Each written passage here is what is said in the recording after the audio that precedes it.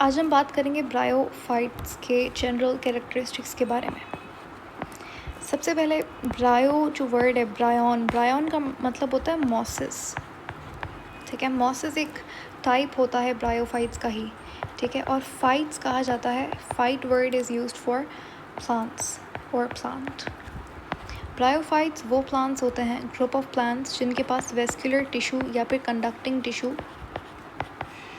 नहीं होता।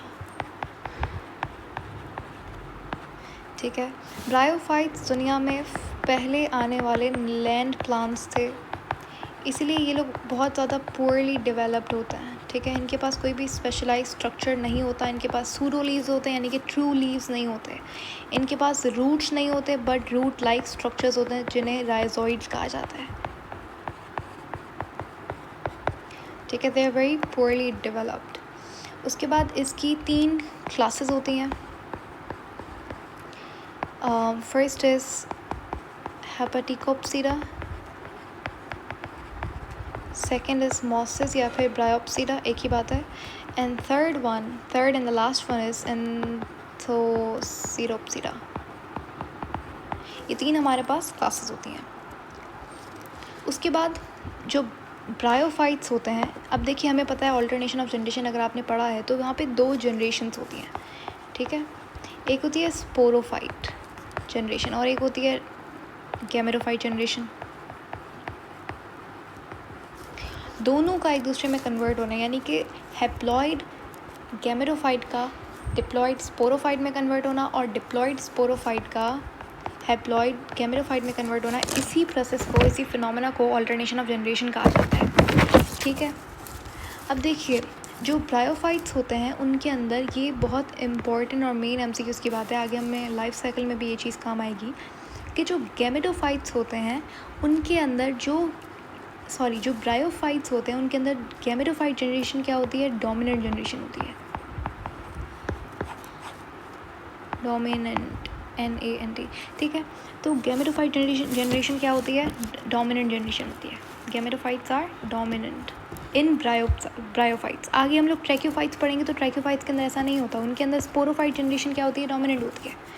ठीक है, तो अब इन दोनों में डिफरेंस वैसे तो हम कर चुके हैं लास्ट वीडियो के अंदर, लेकिन मैं आपसे दोबारा से मेंशन कर दूं कि जो स्पोरोफाइट जनरेशन होती है वो क्या होती है, वो शॉर्ट लिव्ड होती है, और जो गैमेटोफाइट जनरेशन होती है वो कैसी होती है, लॉन्ग लिव्ड होती है। अब सवाल ये है कि ये डोमिनेंट क्यों होता है, ये नहीं होते, वो इसलिए क्योंकि जो गैमेटोफाइट्स हैं वो फोटोसिंथेटिक होते हैं, इनके पास क्लोरोफिल होता है, ये फोटोसिंथेटिक नहीं होते, इनके पास क्लोरोफिल नहीं होता। इसीलिए जो स्पोरोफाइट जनरेशन होती है वो डिपेंडेंट होती है, फ्री लिविंग नहीं होती। तो ये लोग डिपेंड करते हैं गैमेटोफाइट जनरेशन पे, तो जाहिर सी बात है जिस पे जो चीज़ डिपेंड करेगी वो डोमिनेट हो जाएगी। तो गैमेटोफाइट क्या हो गई, डोमिनेंट जनरेशन हो गई। ठीक है, उसके बाद जो ब्रायोफाइट्स होते हैं इन्हें एम्फीबियस प्लांट्स कहा जाता है क्योंकि they need water for reproduction और फर्टिलाइजेशन। ठीक है,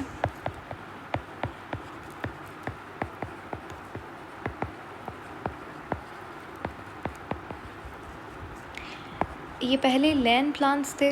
अब मैं आपको कुछ इनके और एक्स्ट्रा पॉइंट्स, एक्स्ट्रा नहीं है पर इम्पोर्टेंट पॉइंट्स है जो कि मैं पहले कभी मेंशन नहीं किए हमने। चलिए, सबसे पहले तो देखो जो गैमेटोफाइट्स होते हैं, ये टर्म्स बहुत इंपॉर्टेंट है, ऑप्शनल कोई भी टर्म नहीं है, जो भी मैं आपको बताऊंगी आपको अच्छे से इन्हें याद करना होगा, समझना होगा। तो देखो जो गैमेटोफाइट्स होते हैं वो क्या करते हैं, गैमेट्स प्रोड्यूस करते हैं। ठीक हो गया, गैमेट्स 2 तरीके के होते हैं, एक होता है फीमेल गैमेट, एक होता है मेल गैमेट।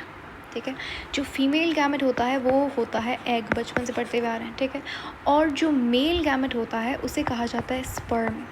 स्पर्म हमें सबको पता है, लेकिन गैमेटोफाइट यानी कि प्लांट के केस में स्पर्म एक प्रॉपर टर्म नहीं होगी, आप स्पर्म की जगह पे यूज़ करेंगे स्पर्मेटोजोइड्स।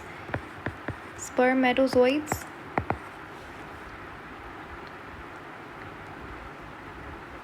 ठीक है, और एक और हमारे पास इसे कहा जाता है एंड्रोजोइड्स। तो ये आपको 2 टर्म्स याद करनी होंगी, एक है स्पर्म, स्पर्मेटोजोइड्स और एंड्रोजोइड्स, ये तीनों एक ही बात है। ये टर्म हम ज़्यादातर यूज़ करेंगे स्पर्मेटोजोइड्स या फिर स्पर्म, ठीक है। एग को एग ही कहते हैं। अब गैमेटोफाइट के अंदर सेक्स ऑर्गन्स होते हैं जहाँ पे ये एग और स्पर्म बनते हैं। जिस जगह जिस ऑर्गन में एग बनता है उसे कहा जाता है आर्चिगोनियम। क्या कहते हैं? आर्चिगोनियम। आर्चिगोनियम आपका कुछ इस तरीके से होता है, ये यहाँ पे एग बनता है और इस तरीके से यहाँ पे कुछ स्पेशल प्रोटेक्टिव सेल्स होते हैं। ये पूरा स्ट्रक्चर क्या है हमारा? आर्चिगोनियम है। ये कुछ प्रोटेक्टिव सेल्स होते हैं, ठीक है। कुछ लेयर होती है प्रोडक्टिव लेयर, ये हमारा है एग, और इस स्ट्रक्चर को आर्चिगोनियम कहते हैं। कि जब स्पेस देख रहे हो जहाँ पे एग पड़ा हुआ है, ऐसे कहते हैं वेंटर। क्या कहा जाता है? वेंटर। अच्छा, अगर मैं इस एग को थोड़ा सा एनलार्ज करूँ तो ये एग कुछ इस तरीके से दिखता है। एग के अराउंड भी कुछ सेल्स होते हैं, इन सेल्स को कहा जाता है जैकेट सेल्स, ठीक है।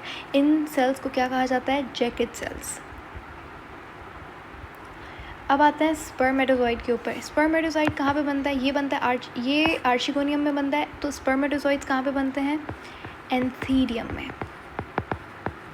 एंथीडियम भी एक ऑर्गन है और एंथीडियम में ये बनते हैं। अब एक चीज़ हमने बहुत बार मेंशन की कि bryophytes need water for reproduction और फर्टिलाइजेशन या फिर फ्यूजन।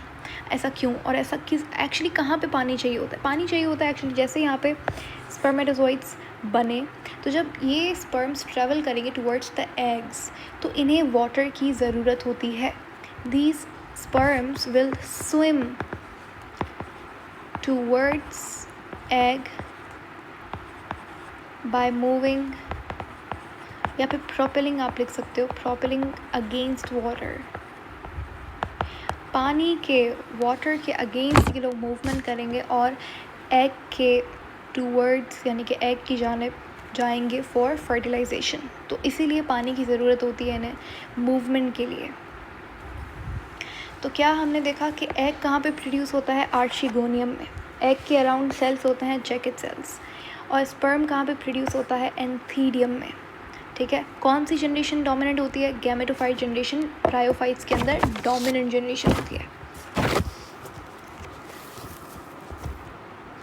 इतनी बात समझ आ गई। अब आगे कुछ और चीज़ें हैं, कुछ इंपॉर्टेंट टर्म्स हैं, जैसे प्रोटोएंड्री क्या होता है, प्रोटोगाइनी क्या होता है, ये सारी टर्म्स हम लोग आगे वाली